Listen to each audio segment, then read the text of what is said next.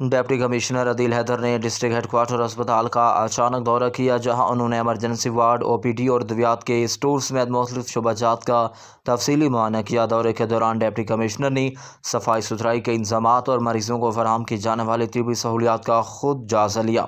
اور اسپتال انتظامیہ کو سخت ہدایات جاری کی کہ عوام کو بہترین اور بروقت طبی امداد کی فراہمی میں کوئی کسر اٹھا نہ رکھی جائے، کیونکہ اس حوالے سے کسی بھی قسم کی غفلت ہرگز برداشت نہیں کی جائے گی۔ ڈی سی عدیل حیدر کا کہنا تھا کہ عوام کو معیاری طبی سہولیات کی فراہمی حکومت کی اولی ترجیح ہے، جس کے لیے تمام دستیاب وسائل بروئے کار لائے جا رہے ہیں۔ انہوں نے اسپتال میں صفائی کے نظام کو مزید بہتر بنانے، مفت ادویات کی فراہمی کو یقینی بنانے اور ڈاکٹر سمیت تمام عملے کی حاضری کو سختی سے مانیٹر کرنے کا بھی حکم دیا، تاکہ مریضوں کو کسی قسم کی پریشانی کا سامنا نہ کرنا پڑے۔